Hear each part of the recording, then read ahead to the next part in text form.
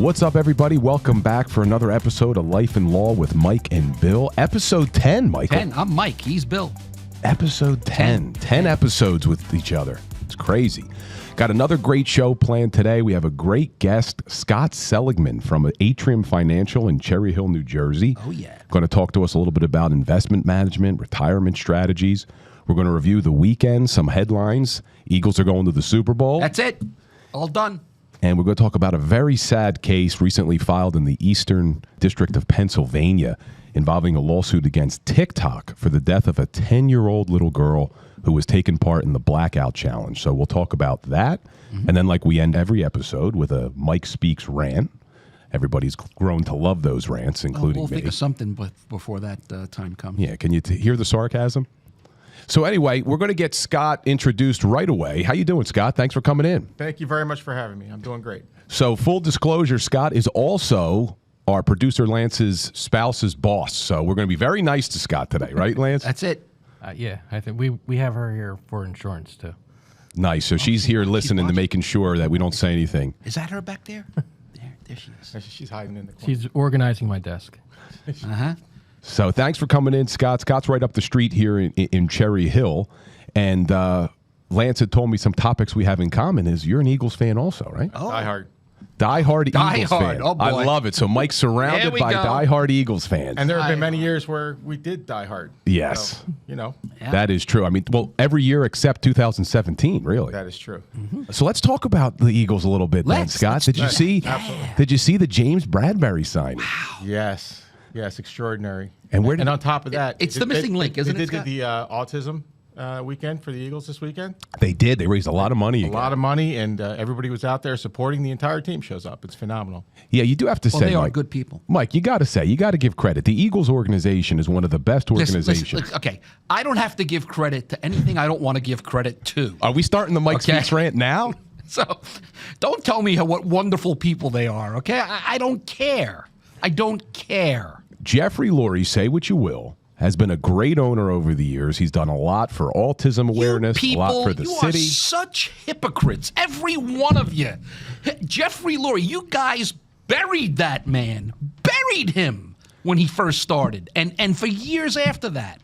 And they win a Super Bowl, and all of a sudden, he's God's gift to ownership. Well, Not very much true. like financial planning, it comes down to expectation. And the man needed to understand what Philly's expectation was for him to elevate his game to get us the championship that we needed. Very, very true. He elevated his game. Very true. And you've driven 95 before. Have you seen the link? It's got all the solar panels on Oh, it. he's It's got the energy-friendly. wind. Phenomenal. Energy friendly. He was the first in the league to do all that. You're just a hater, Mike. And now you're going to hate us even more because the Giants cut James Bradbury because his salary was going to be $11.5 million. Right. Eagles pick him up for $10 million. I still think there's dead money for the Giants salary cap.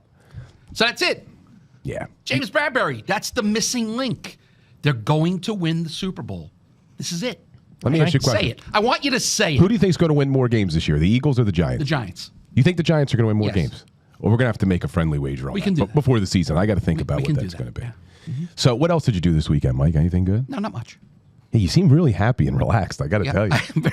I'm very relaxed. So whatever happened this weekend worked. Yep. You a golf fan? I am not a golfer. I'm a golf fan, though. Yeah. Absolutely. Did you watch the PGA Championship? I did not because I was doing my honeydew list. You know, you got to find time to do that if you want to have a happy, long marriage. Mike knows. Mike, how long you been married?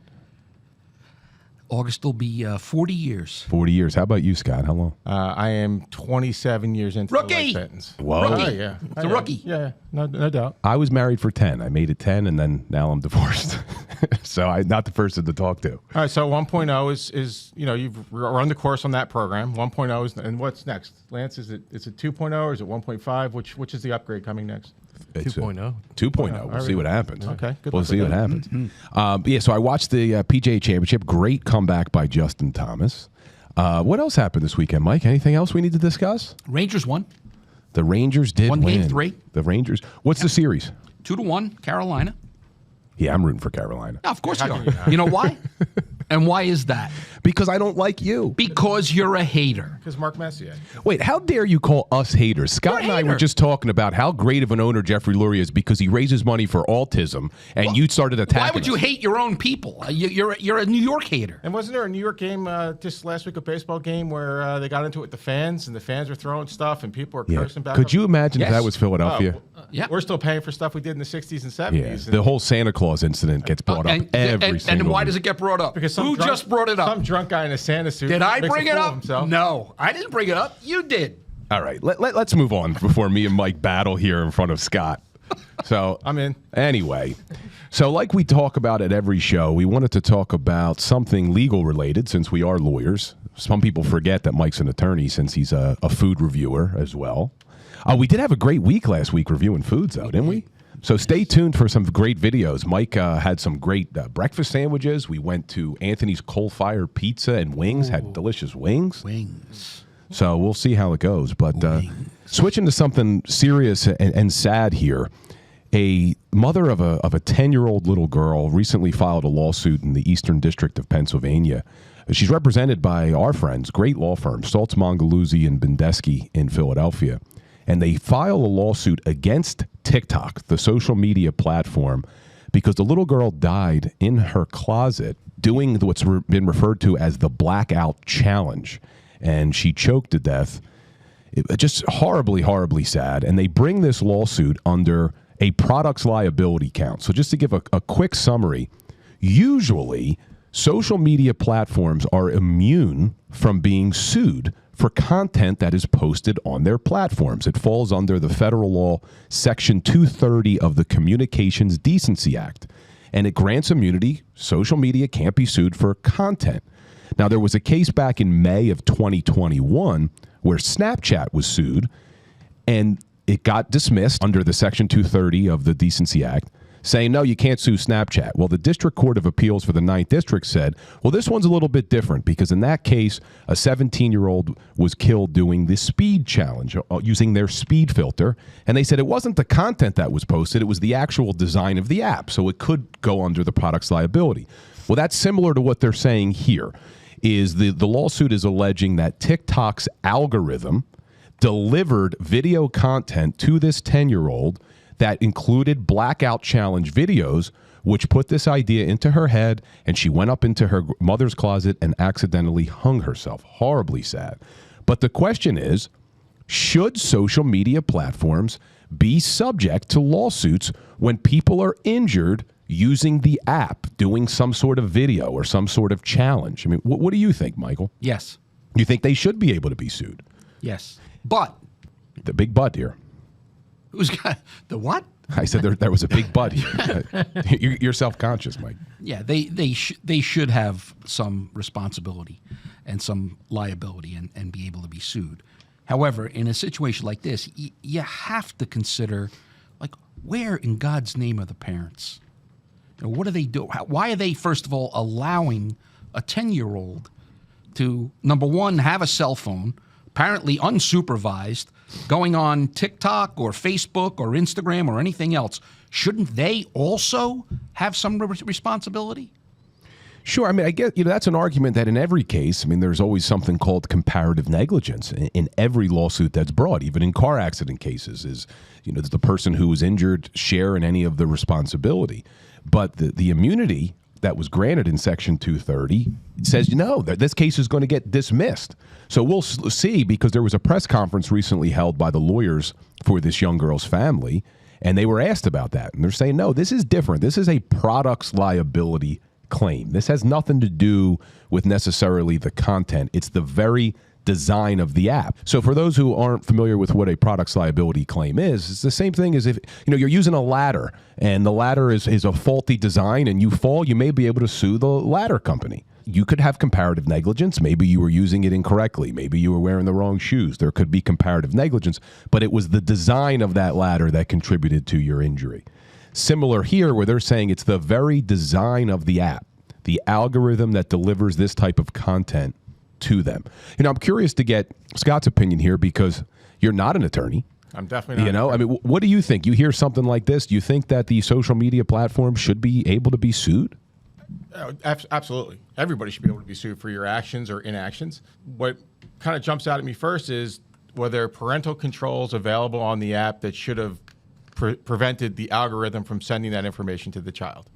Right? So if they put in this child is 10 years old and the parent did everything they could reasonably do within their control in giving this child this apparatus to view TikTok, you would think that they should have put on some type of parental control. Now, if there's no parental control available, that pushes it back more on the parents than on the company. But if the company had some type of block on there or had some type of algorithm that said, hey, listen, this child's 10, they can't see this stuff, that changes the ballpark. So if the parent put on this child is 10 years old, and the child seeing not just these challenges, but other inappropriate things you wouldn't want a 10-year-old to see, I'd take issue with that. And I would think that they have much more subject to liability in this case.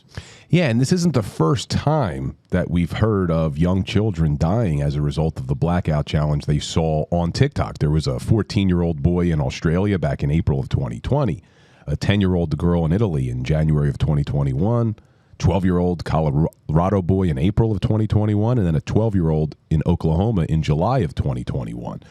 So TikTok was put on notice, basically. They knew that this was a problem that they were having, but did they change their algorithm to not allow videos to be pushed to these young children? And that'll be interesting, Scott, to see. Was there age restrictions set by the parent for their, the TikTok app? So we'll see how this plays out, but then you start to cross that line of what is going on with Elon Musk and Twitter about freedom of speech, and can things be controlled on social media? The content that's getting posted is where does the line get drawn? Who's making that decision? There was a child hurt. Was it last year? I think it was maybe right before the pandemic, where they were doing this stunt on TikTok where someone goes up behind somebody and the guy in front of him pushes him, doesn't know someone's there, and the kid landed on his head and had a severe concussion. So these videos are not new. It's what are they doing to make sure it's understanding that this is not safe. Even what's the movie Jackass? Yeah, this guy does all these different stunts, and the first thing they do before they show any of the stunts is, these guys are professionals. Don't try. Don't try this at home. Exactly. It's and this is what we talked about Elon Musk. What is he really in for? Managing a social media company, because their job is to things go viral. They want things to go viral, and they want these algorithms to show all these things. It's a really it's a tough. Yeah, these companies are tough to run. Yeah, I mean, in this case, I feel pretty strongly that TikTok should be able to be sued because you're dealing with a minor. And if the age restrictions were set, they should not be delivering this type of content to a minor. But where I think you're going to run into problems is, where does the line get drawn? So if someone over the age of 18 was to have this video delivered to them, and then they do that blackout challenge and die, can they also sue TikTok for delivering that video to them? Where does that line get drawn? Are we going to only allow minors to sue social media platforms, or should it be across the board? We're moving into the metaverse where there's kids everywhere. All these things have to be figured out and probably litigated, so that we have some kind of guide to go by. But adults taking action on something they see versus a child taking action on something they see is completely different. Yeah, absolutely. And then because the parents. Well, Mike, what's interesting is technology, with how quickly it is changing. I am sure that there are 10-year-olds who know a heck of a lot more about social media platforms than the parents do, and probably know how to change those settings more than the parents do. There's an app called Life 360. And what Life 360 does is it allows you to track where your family members are, your kids. And my wife, to her credit, we have 3 children. They're all older now. She still tracks them on Life 360. I don't want to use the word helicopter. I don't think we're permitted to do that. But she likes to know where they are at all times. And the 2 older ones were taught by the youngest one, here's how you get around that. Yeah. So they know the hacks. And when they get past a certain age, he's still a minor, my youngest. He's right on that borderline, and it's very easy to Google how to get around these things. Yeah, it's amazing. I watch my 7-year-old, and we try not to give her the iPad too often, but when we do, it's just amazing how quickly she picks up and can change things and do different things, and you really got to be vigilant, but it's not always easy, Mike. It's not always easy to say, hey, the mom should be watching. It's hard to know every single thing your kids are doing when technology is just at our fingertips now. And there's the problem. The world is going to hell in a handbasket. Speaking like a true, what are you, a baby boomer? What are you, Mike? Am I what? Are you a baby boomer? I guess by definition, yeah. What's the time frame for baby boom? Post-World War From II. 50 watt to, I don't know. I guess. See, now I am on the cusp of being a millennial. I am. You're not the anywhere near, oldest. you are nowhere near the cusp. If you You look, are All right, now I dyed gotta in the wool millennial. Don't even look it up. You look up millennial in the dictionary, they have your picture. Oh, you're saying I am. I don't care what the numbers So show. it's usually between the ages of 26 and 41. So Yeah, you I are. am closer to the higher end of that. I'm 39. I'm going to be 39 in June. Okay. What are you saying? I'm a millennial? Is that an insult? Yes. I'm proud to be a millennial. God bless you. We are the greatest generation. Do you know why we're the greatest generation? Yes, Tom I'm going to Brokaw. tell you why. Go ahead, tell us the greatest Because generation. we Why got you're to the greatest- experience. Can I write this down? Yeah, we got to experience life without cell phones and without computers, but also we're young enough to truly understand the technology and be able to utilize it. We were one of the first people on Facebook. I was on Facebook when I was in college because of the fact that you had to have an EDU email address to get on Facebook. Does anyone remember that? No. And That was all the you start of it, yeah. Yeah, that was the start. And the only thing you had was your picture, and you would say your birth date, your name, whether you were single, married, and then it would say what you were seeking. It was men seeking woman, woman seeking man. It was like you had just those options. That was that It's a simple. porn site. No, it was not a porn Yeah. site. It was not a Yeah. porn site. But yeah, so we're the So greatest that generation. makes you the greatest generation? I think so. What about the guys who fought in World War II? Maybe. Do they count for anything? Maybe. Yeah, but I have to put up with you, Mike. You know how much harder my life is putting up with you? He never had to get up and change the channel, did he? No. Never. And walk across the room to do it. Never. But and we 3, also 6, got 10, 48, 29, 17. That's what There you you had. go. That's what you went with. But you know what's funny is you ever watch Sebastian Maniscalco? Yep. Yes. Funny guy. So one of his skits, he talks about he went over his friend's house and the guy brings him down to his man cave and he's all proud of his man cave. And he's like, when I was growing up, yeah, my father had a man cave. Yeah. It was called the house. Yeah. That was his man cave. Because when I was younger, Sebastian reminds me so much of my childhood. When I was younger, I lived with my grandfather for a long time. And my grandpa Gino, when he would get home, yeah, we would all get up. He would get the remote control and we would be watching Larry King at like 6 years old. I'm on the couch watching Larry King. You know, man cave and all that. But yes, never had to get up to change a channel. We did have VCRs though. We didn't have DVDs when I was little. What'd you have, Mike? Did you even have television? Betamax. What did it start with? When I was very young, we were lucky that we had a TV. And then a color TV came out. Whoa, That was a big deal. that was a big deal. Yeah, you remember in Back to the Future when Michael J. Fox goes back in time and they ask him if he has a TV? He goes, yeah, we have two of them. They're like, nobody has Nobody two has televisions. Right? Now you have TVs everywhere. Everywhere. Well, this is a good this is a good spot to change gears then, because we're talking about the older generation, which would be starting to maybe plan for retirement if they haven't already, plan for investments. So that's why we brought in Scott here, because that's his specialty. So let's talk to Scott a little bit about some financial planning and retirement strategy. Yes, he's going to tell us why retirement is not a myth. All right. So Scott grew up in Cherry Hill, right, Scott? Born and raised. Where'd you go to high school? I went to Cherry Hill East. Cherry Hill East, local guy, still here helping the Cherry Hill community with retirement. So Scott's got a lot of specialties with regard to financial advising, and he could talk to us about businesses and 401ks, but we wanted to focus more on the individual. So, I mean, Scott, what's the first? I come to you, I don't know anything about investing. I don't know anything about my financial future. I mean, where do you start? I start with just a simple conversation. I want to talk to you about who you are, where you want to go, what is it about money with you. Everybody's different about money. Everybody grew up differently. I would guarantee that right now, all three of us, if we took out our wallets, you may have yours in your pocket in a ball. He may have his in, in ascending order or descending order, locked in a nice billfold, and mine may not even be on me. Yeah. Right? So everybody has these different feelings about money. And when you start to have better conversations with people, you start to understand how they feel about risk. And risk is what we're really talking about, and expectation, right? So if you said to me, hey, Scott, I'm up 10% in my portfolio, I would say, is that good? Because I don't know what your expectations are. If your expectation was a 5% return, you outpaced it. But if you were hoping for 15 or 20 and you're only up 10, then you've missed an expectation. So when I'm dealing with my clients, especially for retirement, retirement for some is a long way away. And for others, it's on the doorstep, but understanding that retirement is not 5 years long for most people. It could be 15, 20 years long. So when we talk about individual money versus retirement money, we need to look at it two separate ways. Because in your regular non-qualified or non-retirement money, you may have a certain feeling about risk because the timing is not there. When you put time into it, in time, what ends up happening is for younger people, you actually want the market to go down, so you're buying at a low, right? It sounds a little counterintuitive, but the older you get, you say, oh, I don't want to take that risk, right? So you have that conversation and you understand who you're talking to, what they're trying to accomplish, and you put a plan together for them. It's not a cookie cutter. It's not, hey, what does Scott think is this or that? It's, you got to listen. And sometimes it takes you in directions you didn't expect. And other times the expectation can't be met. You know, if you're trying to retire and you need $125,000 a year to retire, you have $300,000 in your retirement account and you're 65 and you're going to retire in 5 years, either you got a lot of work to do or we need to realign your expectations.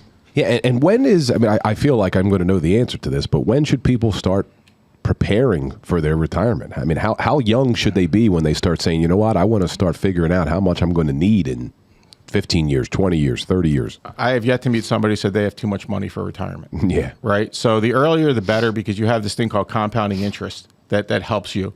So when you invest consistently over a period of time, we call it dollar cost averaging.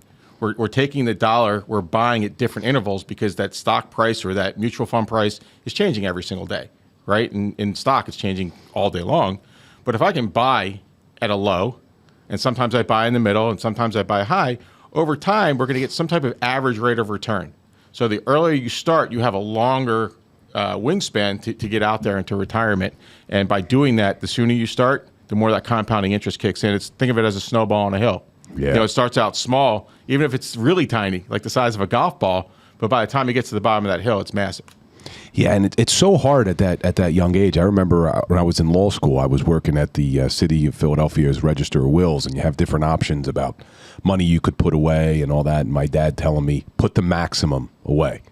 And I listened to him, but I didn't want to listen to him at 20 years old. I'm like, man, I could use that $300 or whatever the amount of money is. You don't realize you that could drink that on Saturday But you night. also just brought up one of the more frustrating things for any financial planner is, before me, who was giving you your financial advice? Your parents. Right. Yeah. But the problem is mom or dad are in their 50s or 60s and you're in your 20s.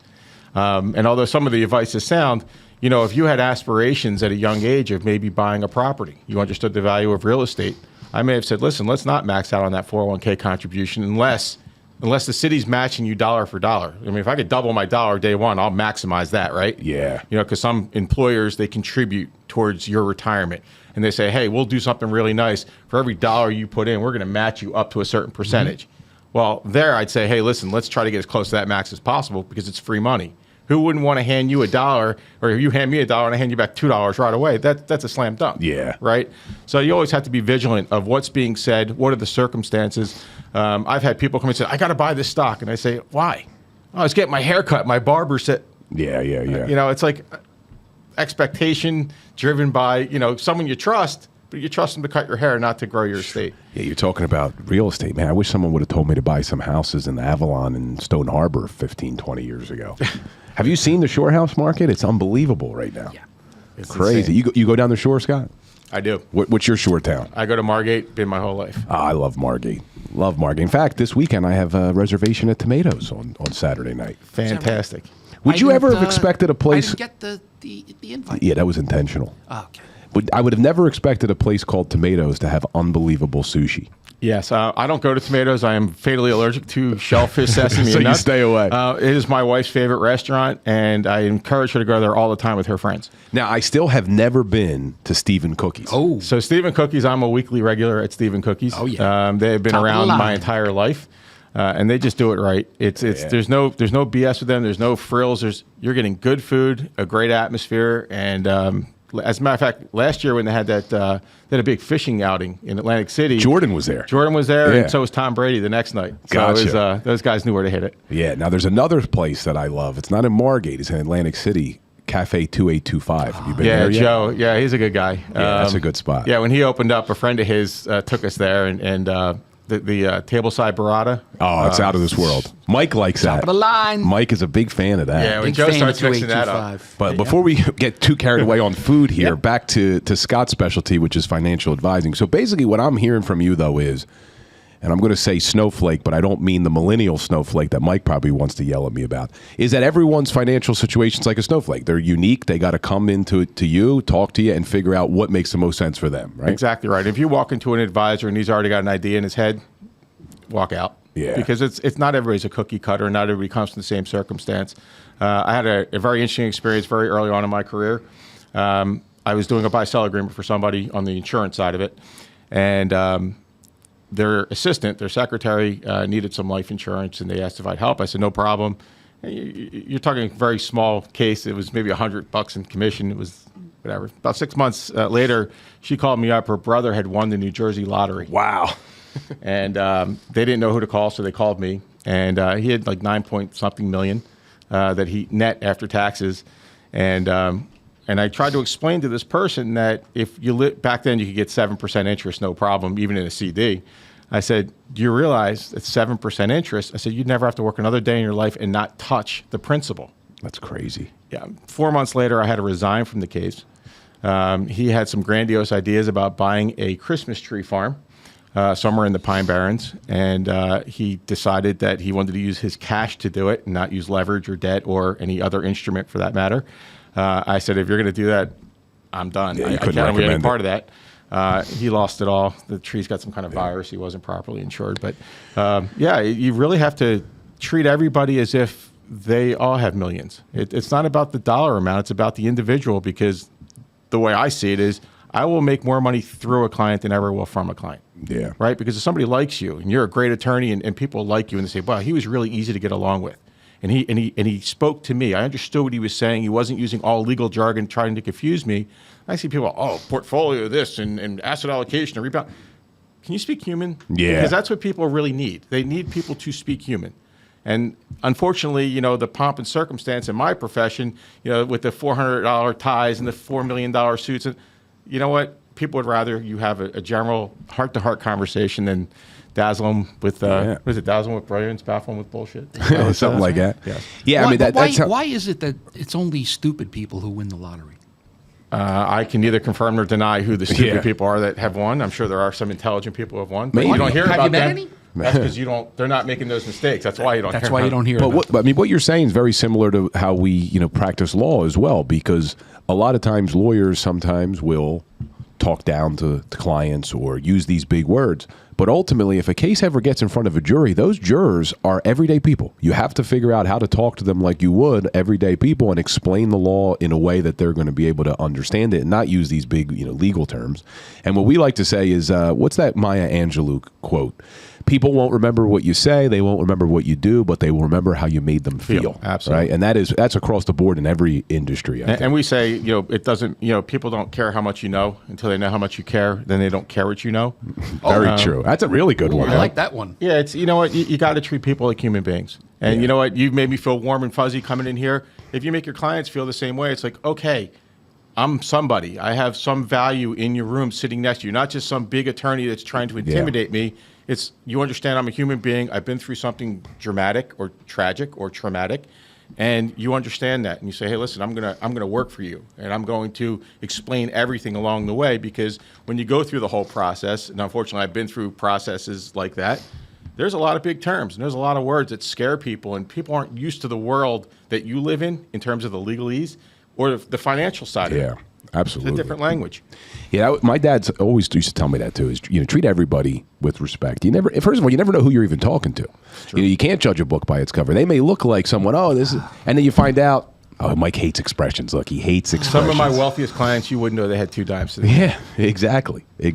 Well, now that Mike's huffing and puffing over there, maybe it's a good time to transition to the Mike Speaks rant. What do you want to rant about today, Mike? Well, I didn't have anything in mind until you just started spouting out these stupid expressions.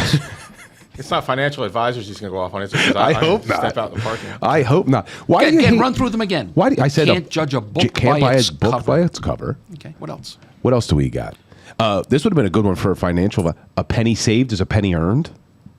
That's not that one's Oh, you not, like that that one's one? not bad. I don't mind that one. You like that one? Why do you hate expressions so much, Mike? Because they're diluting the intelligence and of the American people and the language that we use. We don't speak English anymore. We speak cliche. We speak expression.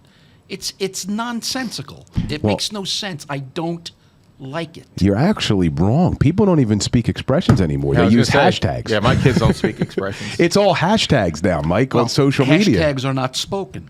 Nobody speaks hashtags. Very true. Right? They text hashtags or they email hashtags. You know what's They funny don't is speak them. if you listen to Mike, you would think this is a guy who is anti-social media and all this. He's got Instagram. He's got Facebook. A big proponent of He's been on Instagram social longer media. than me, probably. Yeah.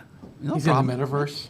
Yeah, he's in the metaverse. Do you have an avatar now? I have one in the works. Yeah.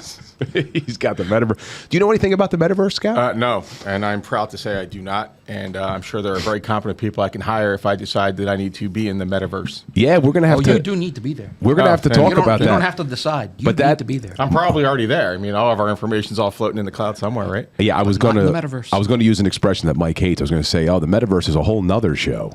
Yeah, He hates a whole nother. You ever He hear hates that that. Yeah, you got to whole say nother. that isn't it. How do you spell the word nother? I'm not sure on that one. He hates that one. Nother. But we'll have to have Scott back. We'll have to talk about the metaverse because we're big proponents of the metaverse right now. We opened up in the metaverse back in December as a law firm. We just launched lawcity.com, which is legal towers in the metaverse. But again, whole nother show, Mike. Whole nother show. No, it's another Well, show. so believe it or not, go Excuse ahead. me, he did, and one of you guys mentioned earlier about Elon Musk buying Twitter, and you know that he just opened an investigation to find out how many of the Twitter subscribers are actually bots. Because Really? He believes he's not getting what he paid for. Yeah, that's possible. I mean, I can't tell you how many times, I'm sure you guys too, how many Facebook messages do you get? And it's clearly just fake as could be. As fake as could be. Oh, you look like a really nice person. Can we be friends? Like, come on. Come on, who's falling for that? But people are. Was your shirt on or off in the picture they sent that to? Yeah, right. But I was going to say, it's crazy people fall for that. I mean, how many people have fallen for the, oh, you need to go to the CVS and buy $500 worth of gift cards to send to me or we're going to turn your electricity off. Yeah, it's my mother-in-law crazy. got a phone call and said, Grandma, and my mother-in-law says my daughter's name. And she says, yeah, it's Amanda. Great. What's going on? I skipped school today and I got in trouble. And now I'm at this police station and I need... Yeah, they So- did that to my so- mother, but my mom Don't called tell me. my mom and dad, Yeah. please. My mom So- got a call in the middle of the night. Same deal. Yep. Mom, it's me. I'm in trouble. Yep. It's So great. I got the phone call with my mother-in-law in tears, and going back to the original conversation, Life 360 verified she was in school, and then of course my wife, being the helicopter mom, she drove to school, pulled my daughter out of class, touched her, and said, Great. "Now go back to class." Say, there's a great sales pitch for Life 360 right there. Probably saved you thousands of dollars. There are plenty of kids that do not enjoy Life 360. I can guarantee you're enemy number one for anybody Yeah. under the age of 18. I'm sure. There's a big worry with deepfakes, because now you can really mimic people on video. Oh, it's incredible. voice. Oh, the deep fakes are crazy. Incredible. Yeah, I mean, that's going to be a huge problem. you know. Really, really scary. I mean, it's scary for everything, but especially politics. I mean, you have politicians saying things on these deep fakes they never said. I mean, Yeah, you need to make a note. That's a whole show in itself. Yeah. Those deep fakes, because it's scary what they're able to do. it Write really that is. down. Well, Deep fakes. I hate Mike today. Believe it or not, that is over 30 minutes. So that is our episode. Time flies when you're having fun, doesn't it, It Mike? sure does. Yep. Thank you for having me, guys. I really appreciate it. Yeah, Scott, Thanks thank for you. being We'll here, Scott. definitely. We got to have Scott back. I think we should. I Not think to we talk should. about financial stuff, just to Talk just about to whatever talk. you want. Well, we didn't get to talk to Scott. He's a big fan of the Friendly Food Mart, too. You are. Oh, without yes. question. Absolutely. Nilu. That's our boy Nilo. If you're listening, Nilo, giving you a shout out. We love you. You're the over there. man, You're the Neil. best. So, all right, guys. Well, as always, Lance, thank you for producing. Scott, thanks for Lance. joining us. And Mike, thanks for being your normal self, my friend. Thank you, Billy. Thank you, Sid. Thank you, Scott. Thank All you. right. Talk to you guys soon.